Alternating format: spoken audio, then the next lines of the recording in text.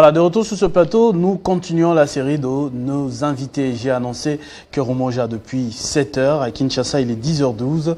Et j'ai l'honneur d'être en face de son coordonnateur national, M. Mwanda Mabiala, sur ce plateau. Bonjour et bienvenue. Bonjour Christopher Ochokum. Mwanda Mabiala pour les intimes, le MAB. Le MAB. Comme c'est une émission officielle, je crois, c'est Mwanda Mabiala. Mwanda Mabiala, oui. Voilà, c'est comme ça que je coordonnateur Cœur Umoja. Ouais. Exactement. Cœur Umoja qui est une organisation basée à Kinshasa et qui se consacre à la promotion de l'unité et à l'éducation de qualité. Elle s'engage à bannir toute forme de discrimination, qu'elle soit liée au genre, à l'origine ethnique, à la classe sociale ou aux handicaps.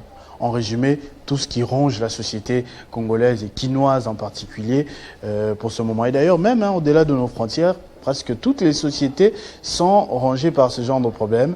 Mais c'est vrai qu'en République démocratique du Congo, la réglementation et la vulgarisation s'est fait encore un tout petit peu attendre. C'est normal aujourd'hui de se moquer de quelqu'un qui a un handicap. C'est normal aujourd'hui de refuser à quelqu'un une maison dans sa parcelle parce qu'il est Moulouba, ainsi de suite. On aura le temps d'en parler. Mais au-delà de cette définition, qu'est-ce exactement le Cœur Umoja, lancé depuis quand et fonctionne comment? Alors, Cœur Umoja ONG existe depuis le 29 septembre 2014. Donc le 29 septembre 2024, nous allons totaliser exactement 10 ans. 10 ans. C'est né lors du premier congrès national des kinésithérapeutes à l'hôtel Memling où nous avons été invités. La particularité que nous avons, c'est vrai que nous œuvrons pour l'éducation et la culture pour le développement, mais nous avons un chœur, ça veut dire un ensemble vocal professionnel à l'intérieur de cette même organisation. Donc c'est ça notre particularité. En même temps que nous faisons l'éducation et la culture pour le développement, subsidiairement les œuvres caritatives et sociales, mais nous avons un chœur. Donc il y a des amoureux de la musique qui ont fait naître cette organisation. Et je salue Olivier Lukangaka qui était le premier à commencer avec cette initiative dont nous assumons la charge aujourd'hui. Un cœur avec un C. H. C-H. H. Exact. Donc c'est pas seulement le cœur, parce que j'informe que vous œuvrez aussi parfois dans le social humanitaire. Exactement. Et tout ça, vous réconfortez les orphelins, les handicapés, comme on le verra dans les images que Kadi Mouelo doit avoir de son côté. Mais vous chantez aussi. C'est quoi aussi exactement l'histoire? Qu'est-ce qui a poussé? Vous dites que vous étiez invité en 2014 et vous avez pris la décision. Qu'est-ce qui a motivé cette démarche? Alors, lorsque vous participez à plusieurs conférences, vous avez la facilité de déceler beaucoup de problèmes de société. Et on était invité pour chanter, pour notre talent musical. Parce que de base, nous avons ce talent musical. Et à force de participer à des événements à connotation intellectuelle, l'idée est venue de devenir finalement cette organisation-là qui allait conseiller d'autres organisations et qui allait mener des initiatives dans le sens où vous avez cité, dans l'humanitaire et dans le social. Ce n'est pas une sorte de prélude de parti politique? Non, ce n'est pas une sorte de prélude de parti politique. En 2018, dans un projet financé par l'Union européenne, nous avons été experts, nous avons formé les politiques. Ce n'est pas dans cette optique-là, mais c'est plutôt un engagement social. Dans la plupart de nos publications, vous verrez qu'on dit c'est un appel, c'est une conviction. Donc, beaucoup de gens se disent qu'ils peuvent qu'être appelés à devenir pasteurs ou prophètes.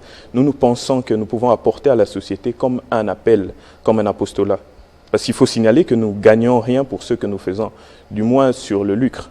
Ah, effectivement. Et en 10 ans, aujourd'hui, qu'avez-vous fait exactement? Vous êtes fiers d'avoir accompli quoi? Qu'est-ce que vous avez mené comme action et qui a produit aussi des résultats?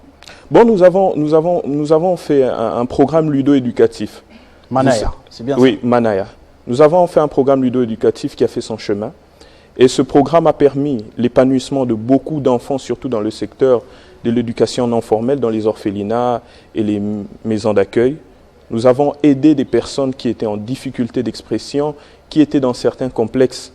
Vous savez, nous sommes dans une société où chaque jour, vous êtes capable d'être frustré par quelque chose. Et il y a par exemple ceux dont on parle peu, les micro-agressions, comme dirait Sophie Aram, ce sont des perfidies ordinaires. On dit par exemple que vous êtes intelligent pour telle tribu. Donc nous avons fait un grand travail d'éducation à la bienveillance. Ça veut dire que les paroles aussi, les bonnes paroles, construisent aussi un être humain. Et beaucoup de dégâts qu'on a aujourd'hui dans notre société, c'est parce que les gens n'ont pas fait face à la bienveillance et ces frustrations se répercutent dans notre société, dans tous les milieux qu'on fréquente. Une société avec beaucoup de paroles méchantes. Beaucoup de paroles méchantes, beaucoup de personnes frustrées. Hein, on connaît les génériques, Mboke Bongate. Exactement. Ou tous les restes. Bao Yanzi Bazarabandoki. Voilà. Balouba Bazakaba Brutal. Tout de suite, on vous renferme dans tous ces carcans. Et vous faites quoi exactement? C'est des classes? Vous conseillez? Comment vous ciblez? Parce que Kinshasa, pour ne pas parler de toute la RDC, c'est vaste. Comment vous procédez pour opérer des actions sur le terrain? Oui, nous avons des équipes qui font des études, qui ramènent ces études. On parle d'un effectif de combien dans Cœur Umoja? Cœur Umoja, c'est 43 personnes. 43 personnes. C'est 43 personnes. Nous avons des équipes qui effectuent des études. Je vois Michel Diansana et Jean-Pierre Loata. Ils font des études et ils ramènent des données. À partir de ces données, on cible des orphelinats, on cible des écoles et on fait des activités. Et par ailleurs, nous sommes aussi invités dans certaines écoles. Je profite aussi pour saluer ici le lycée Lizy Baké d'école en RDC d'une très bonne qualité. Vous êtes souvent invités là-bas? Nous sommes invités, bien qu'à titre personnel, mais nous y allons quand même. C'est très bien. Parmi les axes d'intervention, donc on le disait tout à l'heure, j'ai vu projet éducatif, mais aussi projet culturel. C'est-à-dire quoi exactement? Projet culturel... Déjà, nous profitons aussi de la musique comme vecteur de sensibilisation. C'est que vous chantez, hein, au départ, il ne faut pas oublier. Oui, au départ, je chante. Donc, la première fois que j'ai composé une chanson, c'était en 1998. C'était Pourquoi les Congolais. Chantez, vous jouez très bien des instruments aussi. Oui, je joue aussi plusieurs instruments. Pourquoi les Congolais? Donc, cet éveil patriotique n'est pas un éveil, c'est pas de la mode. Parce que tenir 10 ans, ce n'est pas un effet de mode. Il y a 10 ans, je n'avais pas l'âge que j'ai aujourd'hui. Beaucoup d'organisations avec qui on a commencé, aujourd'hui, n'existent plus. Donc, ça prouve assez de la résilience. Et nous faisons des sensibilisations. Nous utilisons aussi l'art comme un vecteur de communication sur certaines maladies, sur certains faits, sur plusieurs axes de la société. J'ai lu aussi réinsertion dans les milieux éducatifs. Est-ce que vous avez des exemples? Réinsertion dans le milieu éducatif, c'est une projection. Vous savez, c'est vraiment très difficile. C'est très difficile, c'est un travail très difficile. Nous le faisons avec nos propres moyens. Il y a des personnes de bonne volonté comme vous qui nous accompagnez à chaque fois que vous avez l'occasion. Je profite de l'occasion aussi pour vous remercier. C'est difficile, mais c'est une projection, c'est de la planification. Et nous travaillons pour ça. C'est très bien là. On a les images de vos différentes actions qui. Ça, c'est Matumaini, oui. Matumaini, on est à Kingabwa, je crois. Ce sont les accompagnateurs, les jeunes avec qui on fait les activités à tous Kingabwa. Bénévoles. Oui, ils sont tous bénévoles. Ils ne gagnent rien, mais. Ils ne gagnent rien, ils viennent sans condition. Depuis 10 ans. Comment vous êtes arrivé à les convaincre? Vous leur avez dit quoi? Parce que les jeunes aujourd'hui, ce n'est pas les activités qui manquent. Il y a énormément de choses à faire. Surtout s'ils doivent en plus. Sortir quelque chose de leur poche pour ça, je suppose qu'ils sont les premiers contributeurs aussi. Exactement. Au-delà du physique, il y a le financier aussi comme contribution. Comment vous êtes arrivé à les convaincre? Je pense que le plus grand investissement que j'ai dans ma vie, c'est la crédibilité. Je suis quelqu'un de crédible. Il y a peut-être une expression qui est péjorative, mais je vais la rendre améliorative. On dit qu'il y a des gens qui peuvent vendre du sable aux Arabes. Mais du côté amélioratif, ça veut dire que chaque fois que j'ai lancé une initiative, parce que j'ai fait des choses qui ont bien fonctionné, parce que j'ai une certaine vision qui est claire et les gens ont la facilité de suivre ce que j'engage comme démarche. Aujourd'hui, vous allez avoir 10 ans, c'est dans 2 jours, 48 heures. Est-ce qu'il y a une activité particulière prévue pour célébrer cela? Voilà, nous avons fait plusieurs activités cette année. Nous avons fait 7 activités, nous ne faisons pas beaucoup de com dessus. Et pour les 10 ans, nous nous sommes dit vraiment de faire le loisir pour nous-mêmes, parce que nous avons toujours accompagné les maisons d'accueil, les orphelinats, et de se détendre un peu nous-mêmes. D'ailleurs, il y a M. Michel Diansana, que je cite encore, il a sa mère d'heureuse mémoire qui travaille dans un orphelinat. Et ceux qui travaillent dans ces établissements, il y a aussi des répercussions sur le plan psychologique. Alors, il a développé un programme d'accompagnement pour ces personnes-là. Ça veut dire que le travail que nous faisons là, il est très difficile, il a un impact psychologique. Donc il est très important que tous ceux qui œuvrent, je profite, tous ceux qui œuvrent dans les ONG, qu'ils prennent du temps d'organiser aussi des loisirs sains pour un peu se détendre. Nous allons faire des activités dans notre ordre naturel. Je vous ai bien dit que nous sommes dans notre 7e activité et nous continuerons d'autres activités. Mais nous allons organiser les loisirs pour tous nos invités et nous continuerons à faire nos activités toutes naturelles. Vous suscitez justement une question en moi quand vous parlez de votre état psychologique aussi, vous qui accompagnez toutes ces personnes, en disant, est-ce qu'il y a une histoire particulière qui vous a marqué, une anecdote ou quoi que ce soit, une situation que vous avez rencontrée qui vous a vraiment touché? Bon, pour la petite histoire, la générosité chez nous, c'est une culture familiale. Mais je donne juste un exemple que j'ai toujours cité. Ma mère, chaque fois que je partais à l'école ou je partais à l'église dans une activité, elle me mettait toujours de la nourriture en trop, sachant que je n'aimais pas beaucoup trop manger. Je n'avais jamais compris. Elle me mettait toujours la nourriture en trop et chaque fois, elle me posait une seule question. Maman Élisée Nzouzididak, je salue. Elle me posait toujours une question. Quand tu reviens avec toute la nourriture ou tu reviens avec une partie de la nourriture? Je revenais jamais avec la nourriture. Et en grandissant, j'ai compris. Donc, au fait, c'est la façon dont vous avez été éduqué aussi a une très grande influence sur votre vie. Autant que certains font de leur frustration une vocation, ils veulent changer de paradigme, autant qu'une très bonne éducation comme celle que j'ai reçue vous permet aussi de mieux vous orienter dans la vie. Ça, c'est très bien.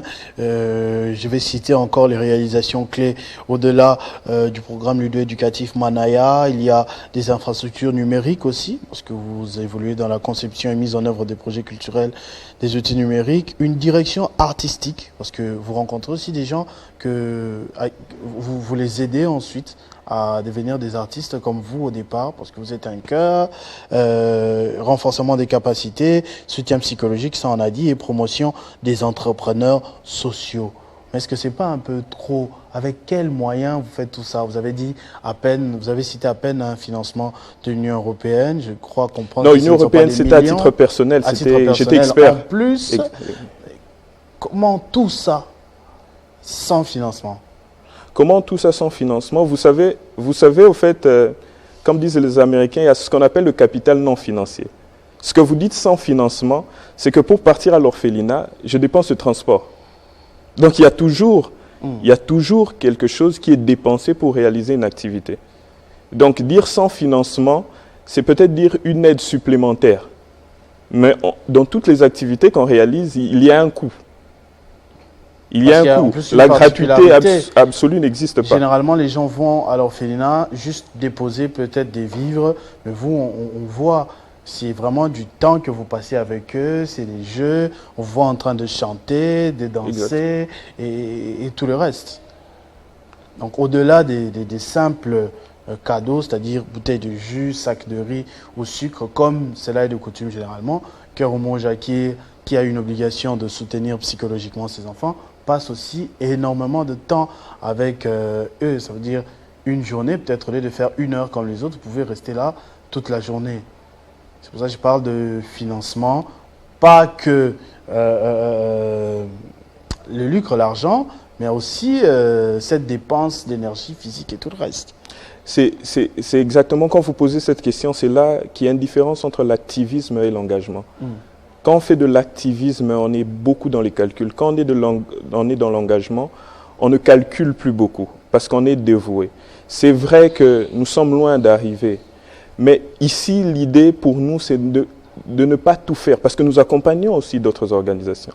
C'est que d'autres personnes prennent les mêmes initiatives parce que nous avons aidé certaines organisations à voir le jour. Donc ces organisations ont peut-être plus de moyens que nous. Donc c'est d'implémenter des systèmes de pensée, des façons de faire pour que ça se duplique le plus possible.